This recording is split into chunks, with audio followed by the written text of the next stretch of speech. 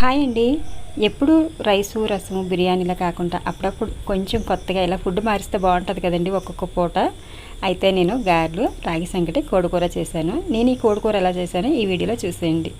అయితే ముందుగానే ఒక మిక్సీ గిన్నెలోకి గసగసాలు, వెల్లుల్లి, అల్లం ముక్కలు, జీడిపప్పు, కొంచెం కసూరి మేతి అంటే మెంతాకు అనమాట, ఇవన్నీ వేసి కొద్ది నీళ్లు పోసి మెత్తని పేస్ట్లో మిక్సీ పట్టుకోవాలి. అలాగే టమాటా, ఉల్లిపాయలు కూడా పేస్ట్ పట్టే ఉంచానండి.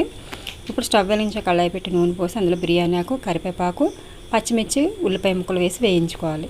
ముందుగానే చికెన్ శుభ్రంగా కడిగేసి ఉప్పు కారం కలిపి పెట్టాను. దాన్ని కూడా అందులో వేసేసి నీళ్లు లేకుండా కాసేపు నీరంతా ఎగిరిపోయే వరకు వేయించుకోవాలి. ఇలా కొంచెం వేగిన తర్వాత ఇప్పుడు టమాటా పేస్ట్ వేసుకోవాలి. ఒక 2 టమాటాలు, 2 ఉల్లిపాయలు వేసానండి. ఇంత కూరకైతేనే మరి ఎక్కువ వేయలేదు.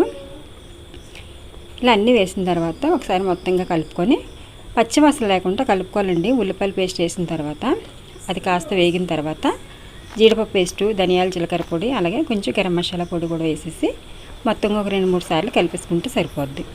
ఇలా కలుపుకున్న తర్వాత ఇప్పుడు తగినన్ని నీళ్లు పోసి మంటను మీడియంలో పెట్టి మధ్య మధ్యలో కలుపుతూ ఉడికించుకోవాలి దీన్ని.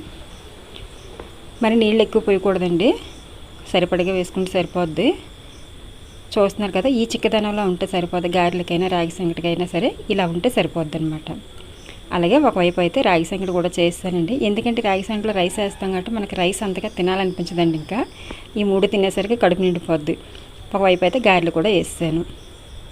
చూస్తున్నారు కదా, మా ఇంట్లో అయితే మాత్రం ఒక పూట ఫుడ్ అయితే ఇదేనండి. చాలా బాగుందండి మూడింటికి కూడా. చక్కగా కోడికూర కూడా చాలా బాగా వచ్చింది. రాగి సంగటి, గారెలు ఇవన్నీ బాగున్నాయి అన్నమాట. చూసారు కదా, మీకు తినాలనిపిస్తుందా? అయితే మీరు కూడా ఒకసారి ట్రై చేయండి. మూడింటికి కాంబినేషన్ ఎలాగుందో నాకు కామెంట్లో చెప్పండి.